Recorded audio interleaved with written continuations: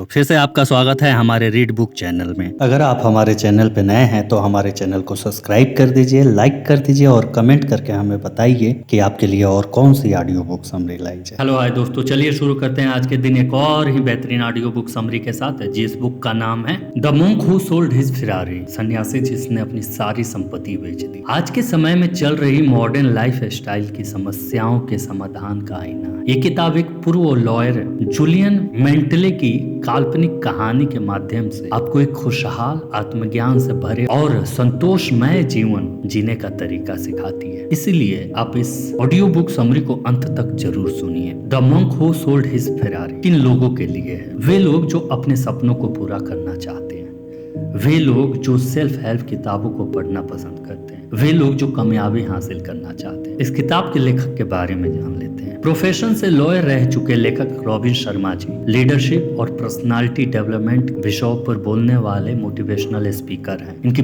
Best seller book है who will cry when you die, mega living जियो शान से 5 PM club. The monk who sold his Ferrari आपको क्यों पढ़नी चाहिए? साथियों, आप सबने कछुए और खरगोश की कहानी तो सुनी ही होगी, जिसमें कि खरगोश को अपनी जीत का इतना भरोसा था, उसने कछुए को रेस के लिए चैलेंज कर दिया और खुद को रेस में आगे पाकर सो गया। अंत में जीत कछुए की ही हुई। ऐसे ही कई कहानियां हमारे समाज में आमतौर पे छोटी बड़ी शिक्षाएं देने के लिए इस्तेमाल की जाती हैं। अब आप इस बात की कल्पना करें कि आपको किसी ने ऐसी रोचक कहानी सुनाई जिससे सुनकर आपने अपना जीवन जीने का तरीका ही बदल दिया और तो और अपनी सबसे प्यारी चीज को ही बेच दिया। तो आइए ऐसे ही एक जीवन को बदल देने वाली कहानी को इस ऑडियो बुक समरी के जरिए आपको बताते हैं और एक सरल और सुखी जीवन जीने की ओर कदम बढ़ाते हैं। The monk who sold his Ferrari, सन्यासी जिसने अपनी सारी संपत्ति बेच दी। ये कहानी है जूलियन मेंटले नामक एक वकील की, जिसके पास भगवान का दिया हुआ सब कुछ था। लंदन के famous university Harvard law college से ग्रेजुएशन करने के बाद वे अमेरिका कोर्ट का एक जाना माना ट्रायल लॉयर बन गया। जूलियन दिन भर काम करता था। जैसे जैसे समय बीतता गया, जूलियन की ख्याति बढ़ती गई और उस पर काम का भार भी बढ़ता गया। जूलियन को अच्छे अच्छे केसेस मिलते गए और उसने हर चुनौतियों का सफलता से सामना किया और उसकी मेहनत बढ़ती गई। उसके बाद जूलियन ने हर वो चीज हासिल कर ली थी जिसकी अधिकांश लोग कामना करते हैं। उसके पास 7 अंकों की आमदनी, एक आलीशान घर और एक लाल रंग की चमकती हुई फेरारी थी। उसके पास वो सब कुछ था जिसका सपना हर एक इंसान देखता है, लेकिन अब वो अंदर ही अंदर अपने समय के साथ संघर्ष कर रहा, क्योंकि उसका शेड्यूल बहुत ही बिजी था। हर रोज उसने नए और जरूरी केसेस के लिए बहस करनी पड़ती थी और किसी भी चीज से उसे संतुष्टि नहीं मिलती थी। वो अपने आप को रसातल में ले जा रहा था। ऐसा प्रतीत होता था मानो वो अपने आप को समाप्त करना चाहता है। यद्यपि उसके पास वह सब कुछ था जिसकी हर किसी को कामना होती है, लेकिन जो कुछ वह तलाश कर रहा था, पता नहीं वो क्या था, जो अब भी उसको नहीं मिला था। ऐसा भावात्मक स्तर पर, भौतिक स्तर पे तथा आध्यात्मिक स्तर पर स्पष्ट दिखाई देता था।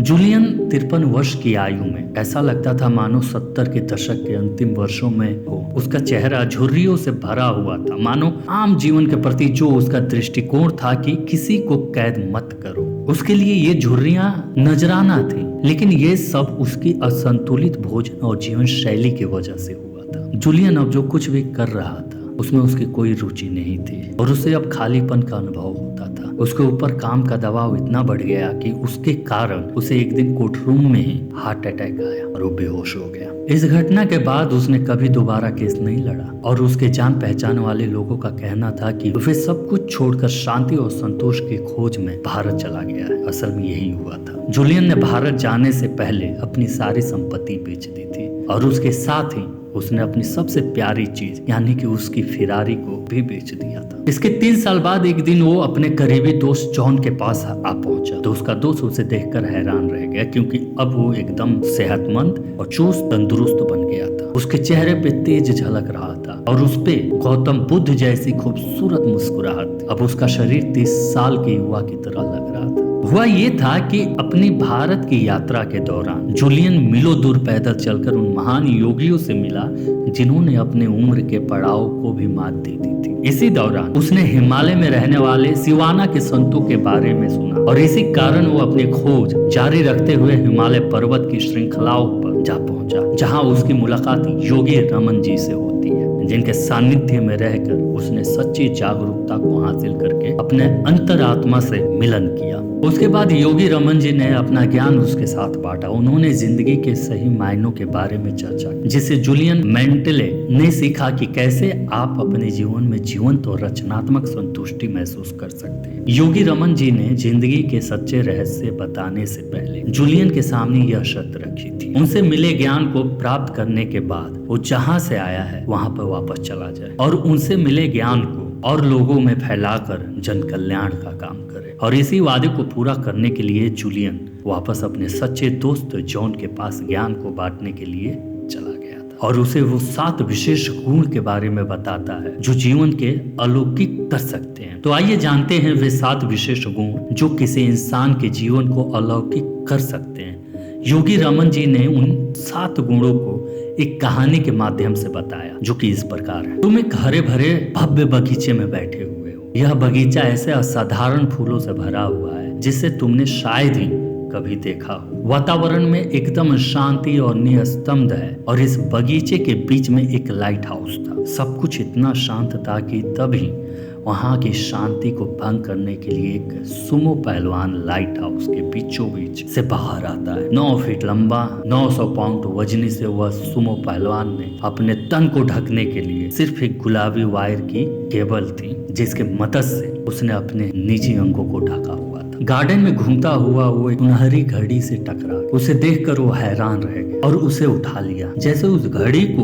उसने अपने हाथ में पहना, वो बेहोश होकर जमीन पर गिर गया। जब वो जागा तब उसके अंदर एक नई ऊर्जा थी। शायद हम इसके लिए उसके आसपास खिले उन पीले खूबसूरत गुलाबों का शुक्र करते हैं जिसने उसे नए उत्साह और ऊर्जा से भर दिया था। उसके बाद वो हड़बड़ा कर उठ खड़ा हुआ और अपने आसपास हैरत से देखने लगा। तभी उसकी नजर एक हीरो से जड़े रास्ते पे पड़ी और वो उस पर चल पड़ा। वो रास्ता उसे कभी न खत्म होने वाली खुशियों और संतोष के पास ले गया। सुनने में तो ये कहानी आपको बहुत ही अजीब लग रही होगी, पर ये कहानी का तत्व सिवाना सिस्टम के सिद्धांतों और पहलुओं को उजागर करता है। आगे आने वाले अध्याय में हम इन सिद्धांतों और कहानी का आपस में संबंध देखेंगे। तो पहला सिद्धांत यह है कि अपने मन को वश में रखो। सच्चा संतोष प्राप्त करने के लिए आपको अपने मन को वश में करना बहुत जरूरी है। योगी रमन की कहानी में जो खूबसूरत बगीचा था वह हमारे मन को दर्शाता है। कई लोग इस सुंदर गार्डन को गंदा कर देते हैं, अर्थात उसे डर और नेगेटिव विचारों से भर देते हैं। इसीलिए योगी रमन जी का सबसे पहला सिद्धांत ये है कि अपने मन को कंट्रोल में करना। आप इस गार्डन रूपी मन के गेट पर अपने दृढ़ निश्चय को किसी गार्डन की तरह खड़ा करके, ताकि वो बस पॉजिटिव और अच्छे विचारों को ही अंदर जाने दे और हानिकारक विचारों को बाहर ही रखे। हमारे विचार ही हमारे जीवन का आकार निर्धारित करते हैं। अगर आप अपने जीवन में खुशियां और शांति चाहते हैं तो आप अपने दिमाग को उत्साहपूर्ण और शांत विचारों से भर दीजिए, क्योंकि आप जैसा सोचेंगे आपके आसपास का माहौल भी वैसा ही हो जाएगा। तो अगर आपको अपने मन को वश में करने का तरीका सीखना है तो आपको योगी रमन द्वारा बताए हुए 2 तरीकों को अपनाना होगा। और उन 2 तरीकों में से पहला तरीका ये है, हार्ट ऑफ रोज टेक। इस तकनीक को अपनाने के लिए आपको एक शांत वातावरण और एक गुलाब के फूल की आवश्यकता है। अब आपको करना यह है कि उस गुलाब के फूल के बीच में ध्यान केंद्रित करने की कोशिश करें और उस फूल के सुंदरता के बारे में सोचना, जैसे कि उस फूल का रंग और उसकी बनावट। शुरू में आपको इस तकनीक को अपनाने में थोड़ी मुश्किलें होंगी और आपका ध्यान इधर उधर भटकेगा, लेकिन अगर आपने एक बार इसमें महारत हासिल कर ली तो आप अपने विचारों और सोच पे आसानी से नियंत्रित रख सकेंगे। उसके बाद फिर ये आपके हाथ में होगा कि आप इस तरह के विचारों को अपने मन में स्थान देते हैं और किसे नहीं। और दूसरा, उल्टा सोचने की कला।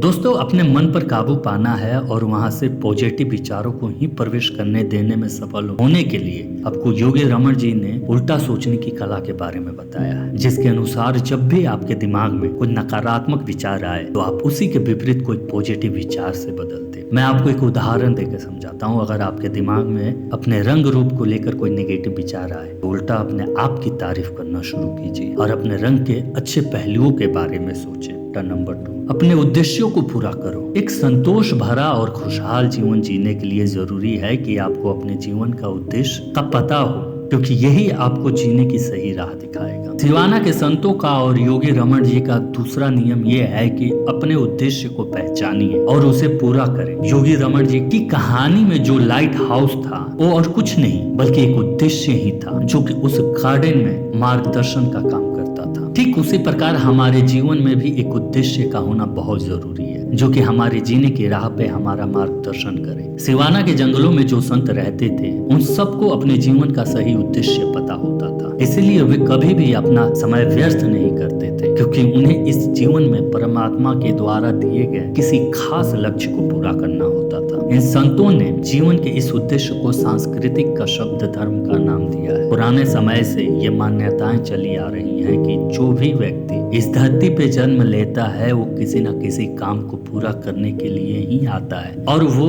उसका धर्म है। इसलिए सिवाना के संतों का कहना है कि अपने धर्म का आदर करके उसे पूरा करने की राह पर चलकर ही जीवन का सच्चा सुख और शांति प्राप्त हो सकता है। अपने जीवन के उद्देश्य को समझने के लिए जरूरी है कि आप पहले अपने लक्ष्य को तय करें, क्योंकि जब तक आपकी नजरें निशाने पे नहीं होंगी तब तक आप सही निशाना नहीं लगा सकते। तो आइए देखते हैं कि सिवाना के संतों द्वारा जीवन के उद्देश्य को समझने के लिए जो 5 विधियां बताई हुई हैं उनको जानते हैं। उसमें से पहला कदम है कि आप अपने द्वारा निर्धारित उद्देश्य के परिणामों का एक चित्र अपने दिमाग में बना ले। जैसे कि मान लीजिए आपका लक्ष्य है वजन को घटाना, तो आप अपने दिमाग में एकदम फिट रूप की कल्पना कर सकते हैं। ये चित्र आपको अपने वजन घटाने के मिशन में बढ़ते रहने के लिए आपको प्रेरणा देगा। दूसरा कदम यह है कि खुद पर अपने लक्ष्य को प्राप्त करने के लिए दबाव बनाकर रखना, लेकिन यह याद रहे कि ये दबाव सकारात्मक तरीके से बनाए। दबाव में अक्सर इंसान वो काम भी कर दिखाता है जो उसने सोचा भी ना हो, इसलिए खुद पे दबाव बनाने के लिए आप अपने प्लान के बारे में सोचते रहें, दूसरों को भी इसके बारे में बताएं। उसके बाद तीसरा कदम ये है कि अपने लक्ष्य को प्राप्त करने का एक डेडलाइन तय करें और अपने दिमाग में उस डेडलाइन को बिठा के रखें और अपने सारे कामों को उसी के हिसाब से करें। अपने उद्देश्य को पूरा करने के लिए चौथा कदम ये है कि 21 दिन का मैजिकल रूल को अपनाएं, जिसके अनुसार अगर कोई व्यक्ति किसी काम को लगातार 21 दिनों तक करता है तो वह उसकी आदतों में शुमार हो जाती है। और उसके साथ पांचवा और आखिरी कदम ये है कि आप अपने लक्ष्य को प्राप्त करने के लिए किए जाने वाले इस प्रक्रिया का आनंद उठाते रहिए और इसे बोझ ना समझिए। चैप्टर नंबर 3 काइजेन टेक्निक का इस्तेमाल करें। आपको योगी रमन की कहानी का वो सुमो रेसलर याद है? वो भी सिवाना के संतों द्वारा और योगी रमन द्वारा बताए हुए तीसरे गुण को दर्शाता है और वो गुण है काइजेन। दोस्तों, काइजेन एक जापानी शब्द है जिसका अर्थ है निरंतर होने वाला और कभी न रुकने वाला सुधार। इस गुण में सिवाना के संतों और योगी रमन जी ने अपनी प्रतिभाओं को निखारने का रास्ता बताया है। इस गुण को सीखने के लिए उन्होंने 10 कदमों की एक प्रक्रिया के बारे में बताया है, जिसमें से उन्होंने 10 रिचुअल ऑफ लाइफ यानी कि खुशहाल जीवन के 10 रस्में नाम दिए हुए हैं। उसमें से पहली रस्म है पहला एकांत। एकांत यानी कि आपकी पूरी दिनचर्या में कम से कम कुछ वक्त ऐसा होना चाहिए जब आप अकेले किसी शांत वातावरण में बैठकर अपने अंदर की संभावनाओं और प्रतिभाओं के बारे में सोचें। दूसरी रस्म है शारीरिक विकास, जिसके अनुसार आपको अपने शरीर का ध्यान रखना है, क्योंकि एक स्वस्थ शरीर में एक स्वस्थ दिमाग और सोच का निवास होता है। इसलिए आपको हर रोज कम से कम 30 मिनट के लिए व्यायाम करना है, जिससे आपका शरीर तंदुरुस्त रहेगा और आप हमेशा स्वस्थ और अच्छा महसूस करोगे। तीसरा रस्म है अपना भरण पोषण करने की। सिवाना के संतों के अनुसार एक व्यक्ति को हमेशा जीवंत भोजन का सेवन करना चाहिए, अर्थात जिस भोजन में जीवन हो और वो मरा हुआ ना हो, यानी कि सरल भाषा में कहें तो फल और हरी सब्जियां, शाकाहारी भोजन का सेवन करना चाहिए। चौथा है ज्ञान। रस्म है अपार ज्ञान प्राप्त करने की, जिसके अनुसार इंसान को अपनी लाइफ में निरंतर कुछ न कुछ अच्छा सीखते और पढ़ते रहना चाहिए। इसके लिए आप अपने दिमाग को हमेशा ज्ञान अर्जन के लिए उत्तेजित रखें और कुछ न कुछ पढ़ते रहिए। दोस्तों, ज्ञान को प्राप्त करने के लिए इस किताब में कुछ किताबों को पढ़ने के लिए सजेस्ट किया गया है, उसे आपको जरूर पढ़ना चाहिए, जैसे कि मार्कस ऑरेलियस की द मेडिटेशन और पांचवा आत्मचिंतन। पांचवी रस्म ये है कि आत्मचिंतन यानी कि आप रोज अपना दिन खत्म होने के बाद खुद से ये सवाल जरूर पूछिए कि आज आपने अपनी बेहतरी के लिए क्या किया है। छठी रस्म है सुबह जल्दी उठने की। ये उन लोगों के लिए बड़ी कठिन होगी जो कि सोने का भरपूर आनंद उठाते हैं। हैं, क्योंकि इस रस्म के अनुसार आपको मात्र 6 घंटों की नींद लेनी है और रोज सूरज उगने के साथ उठना है। 7वीं रस्म है संगीत सुनना। सिवाना के संतों के अनुसार आपको जितना हो सके उतना एक सुहावना और शांति संगीत को सुनना चाहिए, क्योंकि यह आपके मूड को अच्छा रखने में आपकी मदद करता है। 8वीं रस्म है मंत्र का जप करना। इस रस्म में आपको मंत्र का जप करना है। मंत्र शब्दों का वह समूह होता है जिसमें शब्दों का प्रयोग निश्चयात्मक प्रभाव के निर्मित करने के लिए होता है। और योगी रमन जी के अनुसार संतों के पास मंत्र की श्रृंखला थी जिन्हें वे प्रातः काल और शाम को जपते थे, और इस अभ्यास से उन्होंने अपना ध्यान केंद्रित करने में और खुद को शक्तिशाली बनाने में बहुत मदद मिली थी। 9वां है योग्य चरित्र, अर्थात आपको अपना चरित्र और मन इस तरह इस प्रक्रिया में डालना है कि आप निरंतर इसका पालन करते रहें। 10वां है सादगी। इस रस्म के अनुसार आपको सादगी पूर्ण जीवन जीना चाहिए, जैसा कि योगी रमन जी ने कहा है कि किसी भी व्यक्ति को छोटी छोटी बातों में समय बर्बाद नहीं करना चाहिए और अपनी प्रमुखताओं पर कार्यों पे ध्यान केंद्रित करना चाहिए जो महत्वपूर्ण हो। तो बस उस सुमो रेसलर को याद करते हुए आप काइजेन के इस सिद्धांत का पालन करना चाहिए। चैप्टर नंबर 4, अनुशासित रहना। इस अध्याय में योगी रमन जी कहते हैं कि उस कहानी में सुमो रेसलर की एक और खास बात थी जिस पर हमें गौर करना चाहिए। वो ये थी कि उसके तन पर कोई वस्त्र नहीं था, बस एक गुलाबी रंग की तार से उसने अपने निजी अंगों को ढक दिया था। उस कहानी में उस गुलाबी तार उसके अनुशासन को दर्शाती है। सभी सिवाना के संतों ने जूलियन को अनुशासन से भरा जीवन जीने की सलाह दी और कहा कि अनुशासन से हम अपने जीवन के उद्देश्य को प्राप्त कर सकते हैं, लेकिन जीवन में अनुशासन रखना इतना आसान नहीं है। इसके लिए योगी रमन जी ने जूलियन को एक उपाय बताया कि वो हर हफ्ते एक बार मौन व्रत को धारण करे। ऐसा बार बार करते रहने से कोई भी व्यक्ति अपने मन के ऊपर काबू पाना सीख जाता है और उसका मन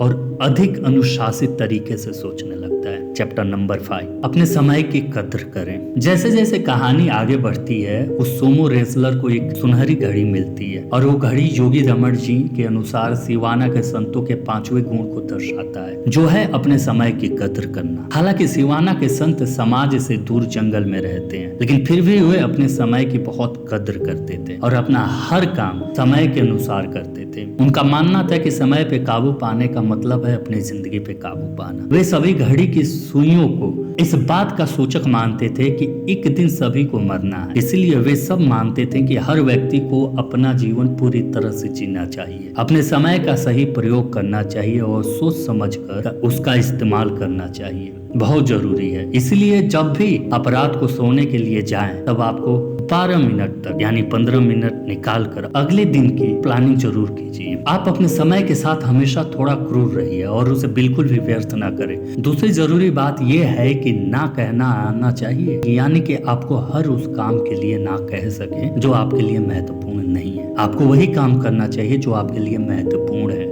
याद रखें कि आप अपना हर दिन ऐसे जिए कि वो आपकी जिंदगी का आखिरी दिन हो। और जब भी आपको कोई काम करना हो तो पहले खुद से ये प्रश्न पूछिए कि क्या आप अपने जीवन का आखिरी दिन ये काम करते हुए बिताना चाहते हैं। अगर आप ऐसा करते हैं तो आप खुद ही न कहने की हिम्मत आ जाएगी। चैप्टर नंबर 6, निस्वार्थ भावना से दूसरों की मदद करें। जिस प्रकार जूलियन अपने कोर्ट रूम से अपने काम के दबाव में आकर बेहोश हो गया था, उसी तरह योगी रमन की कहानी में सुमो रेसलर भी बेहोश हो गया था, लेकिन जब वो उठा तो एक नई ऊर्जा से भरा हुआ था, जिसका कारण वह खिले पीले गुलाबों की खुशबू थी। तो आखिर पीले गुलाब आखिर क्या दर्शाते हैं, आइए जानते हैं। चाइना में एक कहावत है कि गुलाब की खुशबू काफी दिनों तक उन हाथों में रहती है जो उसे किसी को भेंट करते हैं। इसका मतलब यह है कि ये पीले खुशबूदार गुलाब सिवाना सिस्टम के 6ठे गुण को दर्शाता है, जो कि निस्वार्थ भाव से सेवा करने का है। सिवाना के संतों का कहना है कि हमें दूसरों के प्रति दया और सौहार्द की भावना रखनी चाहिए, क्योंकि किसी की मदद करके हमारी जिंदगी में संतोष आ जाता है। रोज सुबह उठकर आप कुछ देर के लिए इस बात पे चिंता जरूर करें आप इस दुनिया को अच्छा क्या दे सकते हैं और किसी और की जिंदगी को बेहतर करने के लिए क्या कर सकते हैं। आपको ज्यादा कुछ करने की जरूरत नहीं है, क्योंकि कई बार छोटी छोटी चीजें भी बहुत कुछ कर जाती हैं। जैसे कि कभी किसी की यूं ही तारीफ करके उसे खुश कर सकते हैं, या आप मुसीबत में फंसे अपने किसी दोस्त की मदद करते और अपने परिवार के साथ हमेशा प्यार से पेश और उन्हें यह यकीन दिलाएं कि आप उनके लिए हैं। बस इतना सब करके देखें कि आप कैसे अपनी लाइफ खुशियों से भर लेते हैं। Chapter number 7। उस कहानी में गुलाबों की खुशबू से जागने के बाद रेसलर को एक हीरो से जड़ा रास्ता मिलता है, जो उसे कभी न खत्म होने वाले आनंद और सुख की ओर ले जाता है। ये रास्ता सिवाना के संतों द्वारा बताया हुआ 7वें गुण के बारे में दर्शाता है, और वो गुण है अपने वर्तमान में जीने के। सिवाना के संतों का ये मानना था कि जिंदगी का असली सुख अपनी मंजिल पे पहुंचने में नहीं है, बल्कि जिंदगी तो खुद ही एक सफर है। इस सफर रूपी जीवन में रास्ते में बहुत से हीरे अर्थात छोटी छोटी खुशियां मिलती जाती हैं। इस हीरो की परख करने के लिए आपको रोज आभार व्यक्त करना सीखना होगा। अपने परिवार, माता पिता और उस परमेश्वर के सदा आभारी रहे तो आपकी जिंदगी में खुशियां कभी भी कम नहीं होंगी। इसलिए हर वक्त ये सोचकर जिए कि जो है अभी है, और इसलिए हर पल को दिल से जिए और एक संतुष्ट इंसान बनिए। उसके बाद ये सब ज्ञान लेकर जूलियन अपने देश वापस चला गया, अपने दोस्तों और रिश्तेदारों के साथ बांटता रहा। आज भी वो लोगों के बीच ज्ञान की रोशनी को फैलाकर योगी रमन जी से किए हुए वादे को पूरा कर रहा है। हम में से हर किसी के लिए एक सुख और संतोष से भरा जीवन व्यतीत करना संभव है। बस उसके लिए जरूरत है सिवाना के संतों द्वारा बताए हुए उन 7 सिद्धांतों का पालन करने की जरूरत है। इन सिद्धांतों को अपने जीवन में उतारकर हम नकारात्मक सोच से बाहर आ सकते हैं और अपना सारा ध्यान उन कामों पे लगा सकते हैं जिनके लिए हमारा जन्म हुआ है। तो दोस्तों, ये थी रोबिन शर्मा द्वारा लिखी हुई किताब the monk who sold his Ferrari. आप सभी को कैसी लगी हमें नीचे कमेंट करके जरूर बताएं। अगर ये ऑडियो बुक समरी आपको पसंद आई हो तो अपने दोस्तों के साथ इसे जितना हो सके शेयर करें। तो चलिए दोस्तों, फिर मिलेंगे ऐसे ही एक लाइफ चेंजिंग बुक समरी के साथ। थैंक यू आपको अपना कीमती समय देने के लिए। Thank you for watching read book. अगर आप हमारे चैनल पे नए हैं तो हमारे चैनल को लाइक कर दीजिए, सब्सक्राइब कर दीजिए और कमेंट करके हमें बताइए कि आपके लिए और कौन सी ऑडियो बुक समरी लाई जाए।